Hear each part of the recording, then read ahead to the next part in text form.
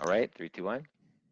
Okay, welcome everybody to this episode of the newly named Mortgages by Gretchen show, where I talk to real people in the field of real estate who are not only experts, but they're very generous people willing to share their information, their knowledge, their wisdom with us here. The goal of the show is for you to gain some information and tips to help you with your goals in owning real estate and to take some of the guesswork out of what to do or who to call and who to guide you in the process. Today, I have Tom Papuckoski with me. Tom can correct me did I say that right? That works. That works. It's an acceptable variant. Okay. Yes, I can't pronounce it myself. There you That's go. good. Tom Papuckoski it is. Yep. And Tom is a realtor with Century 21 Percy Fulton, serving Toronto and Durham. Toronto and Durham. Okay. I first met Tom in 2016 when I was working with someone interested in purchasing a home, and Tom was working with them as the realtor. And through that process, I got to know Tom a bit. And then through the years, that was, like about 4 years ago or so, we have worked together with a number of different people, and I've got to know Tom. I'm very impressed with Tom's way of working with people, making them comfortable, making them really enjoy the process. Tom has a great sense of humor and has a great attitude, which I absolutely love. So Tom's just fun and smart and really a great realtor. So I'm going to turn it over to Tom, who's going to introduce himself and tell a little bit about his background and what he does to help people. All right. Well, thank you. Well, with an intro like that, where do you go from there? Thank you, Gretchen. Hey, and as I said, it's nice seeing you again. It's been a little bit. I think the last time I saw you, I think it was around the holiday season, was the last time we actually got to see faces. But this works, so it's nice to see you again. A bit about myself, and Gretchen laid it out quite well. And with Percy Fulton, I've been doing this for over a decade now. And a bit about what brought me to real estate and how I ended up here. I grew up with real estate, or at least surrounded with. When I was a kid, we always had an accessory unit in our home, so we always had tenants. And that was just growing up. So to me, it was just normal to have tenants in our house. And as I got older, my parents acquired rental properties, flips of sorts. They weren't necessarily intended as such, but we had tenants, improved the property. Tenants moved out and we sold them. So I was just involved in a series of transactions. And my parents being first generation Canadians of sorts, I picked up and I just stepped in, helping where I could in terms of the property management, sourcing tenants, managing tenants, finding properties, sourcing properties, acquiring and disposing of properties.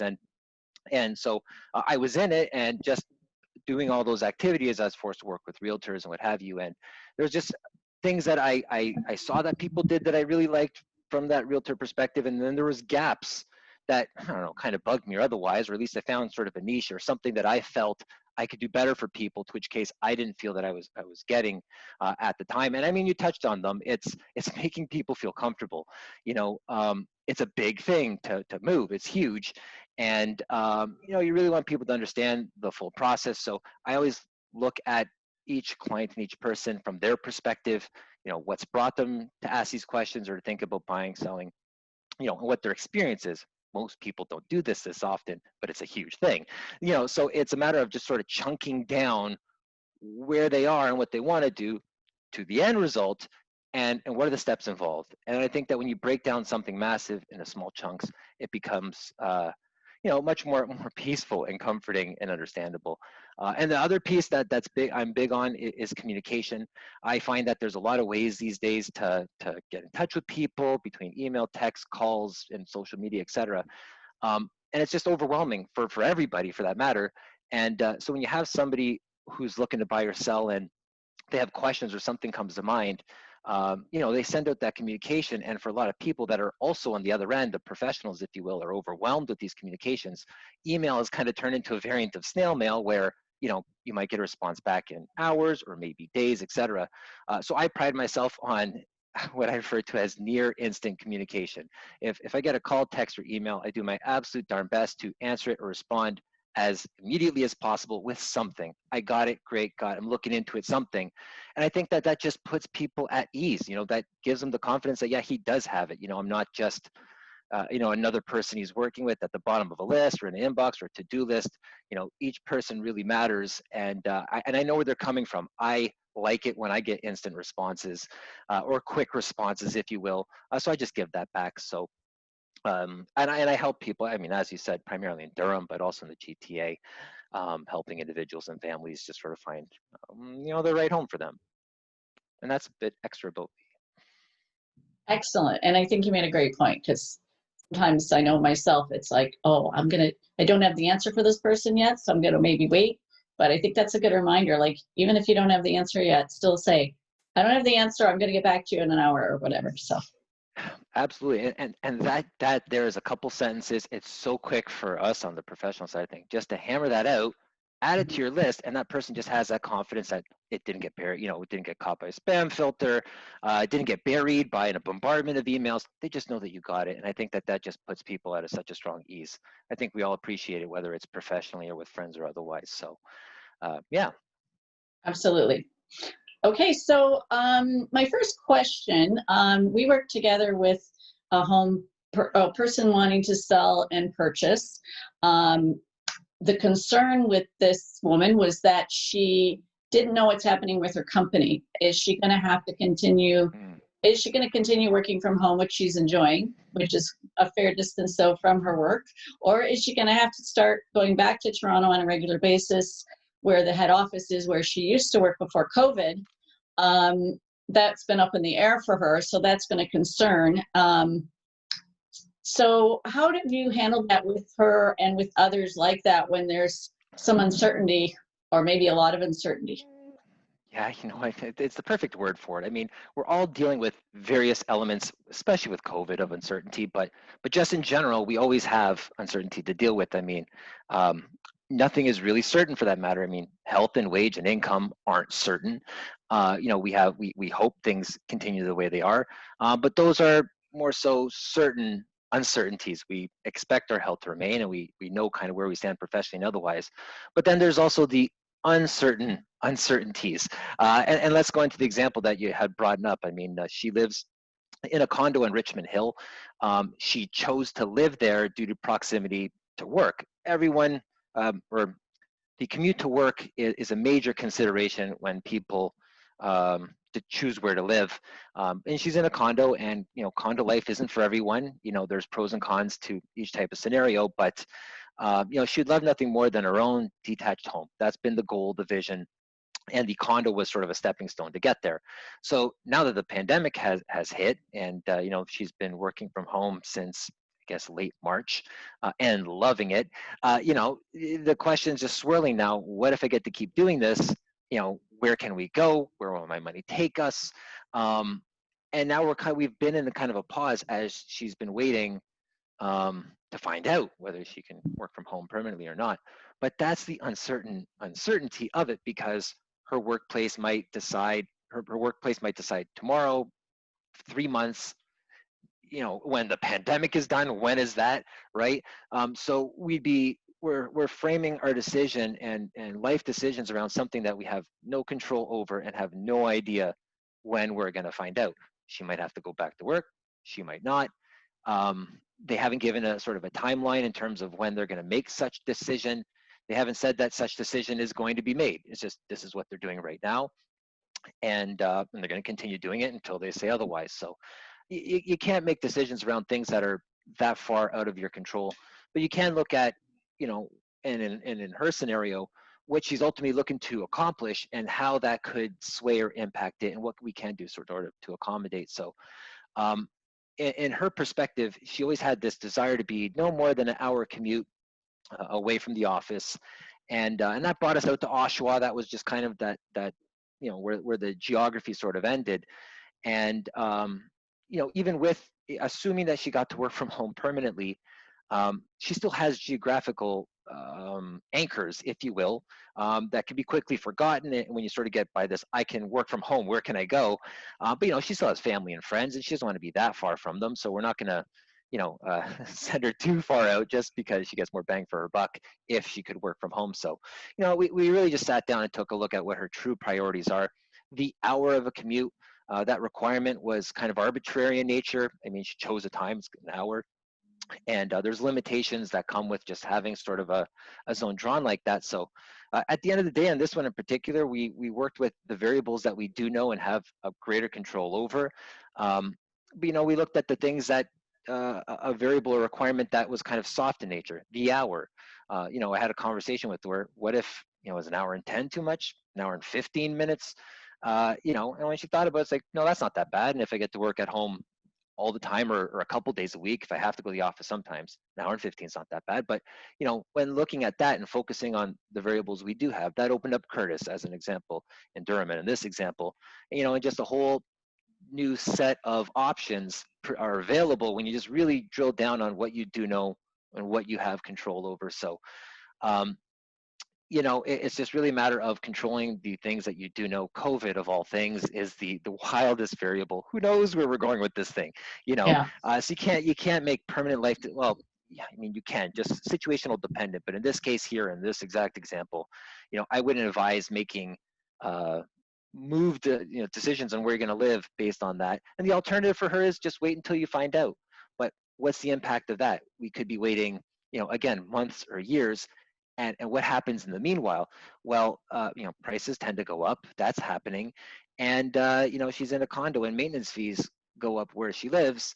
And in a condo, the higher the maintenance fees go up, the less attractive it is to someone buying your place. So, and that being said, I think if anything, we're able to sort of sit down virtually and talk through what we know and what we don't, and sort of clear that fog that was that permanent work from home, and just really sit down and decide what can we learn, what do we know, and what we can do. And I think that that's brought some comfort and extended our geographical boundaries.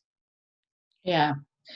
I think that's great. Just, I know in my own scenarios too, sometimes when you get stuck with one concern and then everything becomes a concern, and having that help to work through that is fantastic. So you can then move Yeah. forward and go, okay, I dealt with that. I know why I was stuck. No, I'm not. So that's good that you can provide Yeah. that. And in her case, she is not a parent.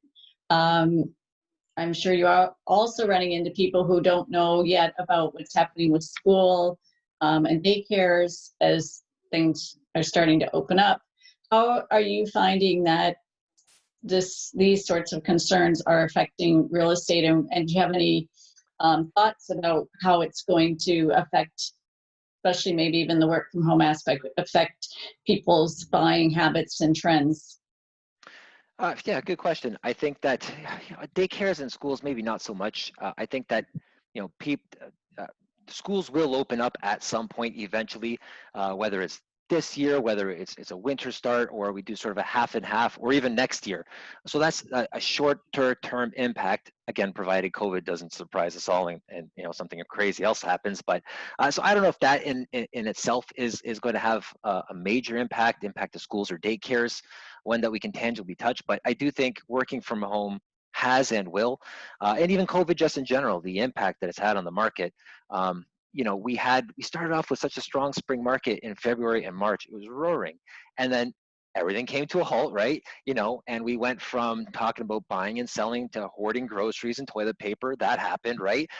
So everything just fell off a cliff. Everyone just went home and the market stopped. So that's COVID's first impact. But, where are we now? People have learned to live with COVID. I think we all have to some degree. We all go grocery shopping and shopping for that matter. You wear your mask and otherwise. So it had an initial impact. When it sort of fell off that cliff, people that were thinking of buying or selling sort of held off, and there was no new listings, there was no buyers, but there's people that were sort of stuck mid-transaction.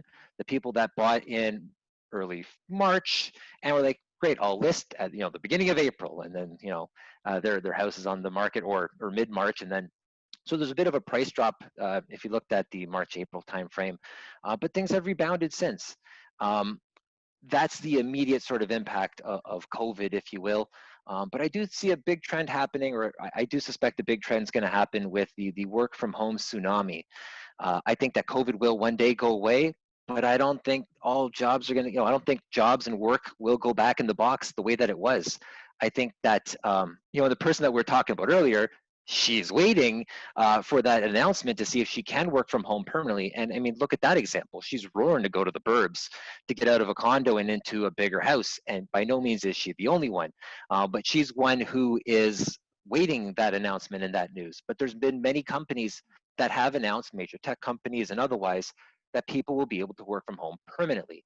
So what impact is that going to have on the real estate market? Well, as I mentioned earlier, most people, a big consideration is commute to work. No one wants to be in traffic all day. But, and Toronto has always, demanded that premium because you're close to the high rises and buildings and office towers, et cetera, where people tend to work. So shorter commute, closer you're to Toronto, typically in general, the shorter commute you have. But what does the real estate market look like if there is no commute? The people that live in downtown high rises so they don't have to commute, what if they don't have to commute at all?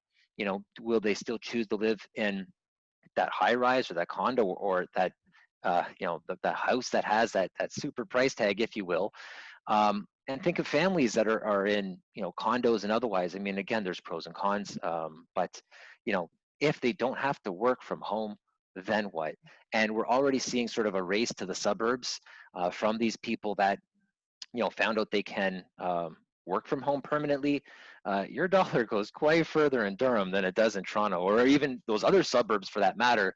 It's not that far geographically speaking if you actually look on a map or a train ride or even 401.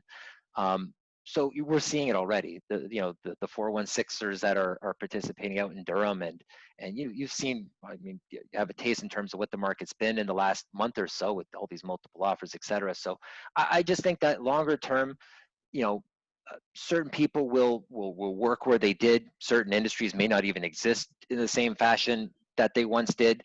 But there's going to be a good percentage of people that no longer have a commute to contend with, and that have chosen where they currently live based on a commute, but that no longer exists. And it'll be interesting to sort of see that unfold when they're choosing their living not around commute, but around their family, as an example, or they're just their desires, proximity to the lake or leisure or family or schools or otherwise, and not the commute where moving has been traditionally based around. So I think that's going to be the most prolific impact that COVID has and this sort of uncertainty has. Schools and daycare, it's just more of an immediate kind of blip. I think that people are staying put. I mean, we're at the end of July and school's supposed to start, in weeks if you think of it. Are we going back? Are we not? Who knows, right? So I Yeah. think yeah, I think that's a short-term blip, but longer term, that work from home tsunami, I think will be more of a trend that sort of reshapes the market. And are people, when they're looking at homes now, are they specifically saying, where's my office going to be? I don't want to do what I've been doing, which is have my desk in my bedroom anymore. I want a separate office that maybe I wasn't as important in the past. Are people bringing that up looking at homes Oh, or? absolutely, absolutely. I mean, if you think of it, especially in the suburbs, it's quite common to have a 4-bedroom home, and most families tend to have 2 kids is kind of a common number, and you end up with this extra bedroom. So, oh yeah, there's comments around that'll be a good office. It looks in the backyard, and I think that a lot of people are just getting this taste of work from home, and are really liking what they taste, right? So they're sort of plotting that out. Yeah, you're hearing it absolutely, and people are sort of rethinking how their home revolves around their life. Before, as I mentioned, where you lived revolved around your work, but now it's kind of going the other way around. You're choosing where you want, and then seeing how work will fit in. Where am I going to put my office, opposed to how far is this from my office? And it's just an interesting dynamic to watch unfold. Yeah, and I guess maybe more interest in the yard that they might be spending more time in and Ah, things like that. oh, yards. I mean, absolutely. And again, when you end up, the more in Toronto you are, the smaller your yard you tend to have. If you're in a condo, you really don't have one. But yeah, I hear people plotting where that vegetable garden's going, which is refreshing, and parks and outdoor living. So it's interesting just to sort of hear people's questions and the interest, especially people that are coming from more urban areas that are exploring the burbs that would have dismissed it just because of the traffic on the 401.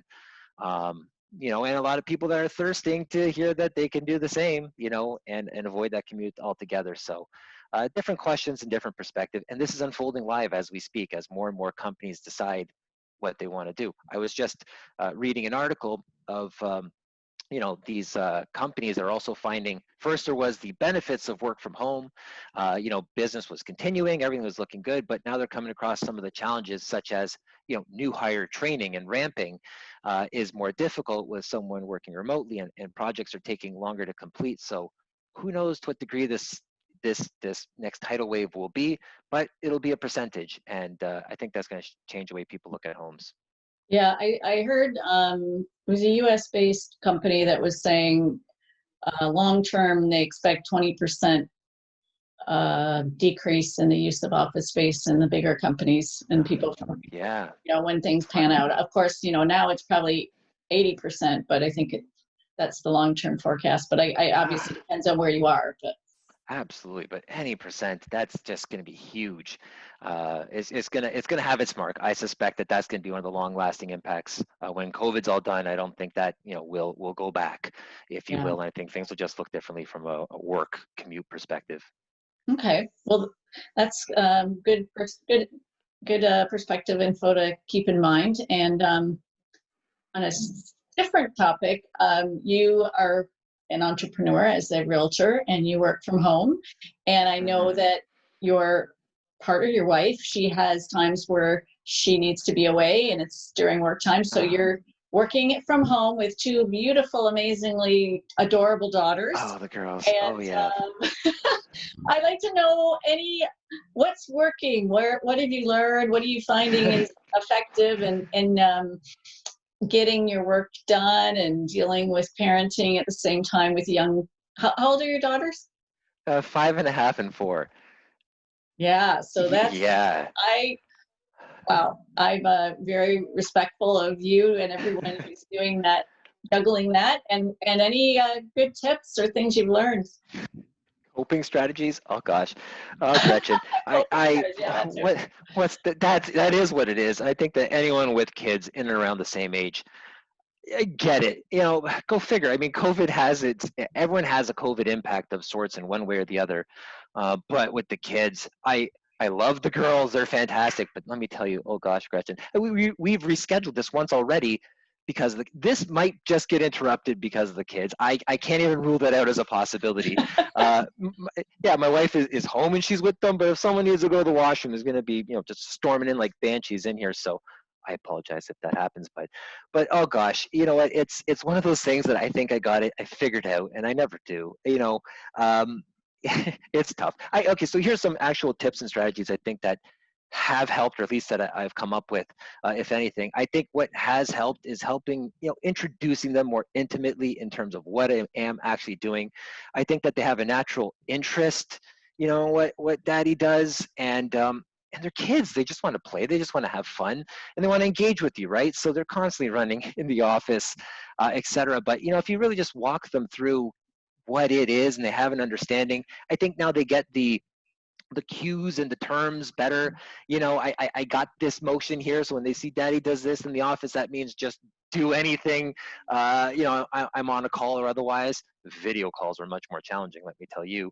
And so one is just introduce them more intimately with what you're doing, so they get it better.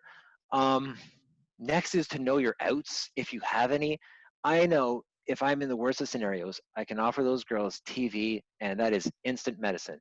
Yeah, if I tell them TV, they could go from meltdown to quiet if they've gotten that permission to go use that remote and turn on Netflix. So I try to use that sparingly. That's kind of in case of emergency, break the Netflix remote. And but you know what? Sometimes it happens. I'm on a call that I don't want interrupted. So I know my outs if needed. So and also to keep things from their perspective. I mean, it's stressful. It absolutely is stressful. It's laughable, but it's stressful. And it's just to put things in their perspective. They're innocent. They're just learning. They just want to have fun. And to a certain degree, they're kind of bored, right? So I can't blame them. And you just got to remind yourself of that they're just kids. They just want to have fun. So know your outs, let them know what you're doing, and just keep it all in perspective. This will pass, And in the time switch case interruptions happen, I think people get it, right? I don't want things interrupted. It's happened. It might happen, and people get it. So yeah, just try to be lighthearted about it all. We'll make it. Coffee absolutely helps. An abundance of coffee absolutely helps. Yeah, I mean, there's one thing about these COVID interruptions, but there's just the natural, what goes with having a 5.5 and 4-year-old. My older of the two just found last night to be very scary, and was up throughout Mm. most of the night. So I've just been on cup number X at this point, just trying to shake it off. But rough night. Every day's rough, Gretchen. Those are my those are my Every day. coping strategies slash tips. Okay, I think We'll all those are make this good together. ones. I think There you you're, go. I appreciate those. Those are excellent tips. Okay, so back to the home buyers and sellers. For Mhm. those who are buying and selling at this time, can you share some of your thoughts of how to have the best outcome? Yeah, I think we say this all the time, but I think that you'd just be amiss not to work with a professional that's acutely attuned to what's happening, especially during COVID times. This situation is fluctuating so quickly. Like I said, March and April, everything fell off. We strong in February, beginning of March, nothing. March and April, back at it with these multiple offers and the craze now. What's next month going to look like? I mean, again, who knows, right? And if you're trying to sell your home, you really need to know what it currently looks like. It's a good delayed spring market right now. It's a strong seller's market right now. Again, but what's this going to look like in a month? Are we going to have another wave? Is that going to have things plummet off again? What if you've listed your home and then it plummets off again? We get into another shutdown. Or what if you're thinking of listing and then we have another shutdown? Like, if you're not working with someone that has their finger on the pulse, how do you really know how it's impacting the market? So that's the first one. I mean, other than that, the usual just best advice is to get it done. If you're in a position to buy or sell. If you're selling, good time for you now. Fix up your house, have it staged, work with a professional, and get it on before things do change. And as a buyer, if the situation is right for you and your family to buy a home now, go buy a home now. Historically speaking, people live in their houses for long periods of times. Your house is your home, right? So trying to time the market just never works, and I don't recommend it. I have people ask me from time to time, is now a good time to buy or sell? And my first sort of thought or question back is now a good time for you and your family and your livelihood to buy or sell now? I mean, if the answer to that is yes, then move. If it's for the right time for your family, real estate in general is a long-term game or investment, and even kind of neither. I mean, your house, as much of an investment as it is still your home. You have to live somewhere and be happy and be in the schools and neighborhoods you want to be. So um, work with someone who's acutely got their finger in the pulse, a professional on all aspects of the transaction, and do what's right for your family. Don't try to time things. Unless you're about to sell and it's COVID related and things like that, but that's something that your professional will help you with. But I think the biggest sort of just general advice in that regard is time it around what's right for your family, opposed to trying to time the market. That'll just never work. And you might just end up permanently waiting. I've seen that as well, where people are just waiting for the right time, and they're still waiting. Yeah. Okay. I think that's makes a lot of sense. Yeah. So my last question, what's your last piece of advice for Canadians right now? You know what? As you say, Canadians, and that's rather vast. I'll take it a little bit away from real estate specific answer, but I think everyone should just focus on having a cool COVID moment. Like we're in the middle right now of a remember when story, right? If you think of that major blackout, I think it was 2003 when we lost power for several days. Everyone has that remember when story. Remember when the lights went out and what'd you do and stuff like that. We're in the middle of it. We will at some point. Hopefully, have our remember when story of the impacts of COVID.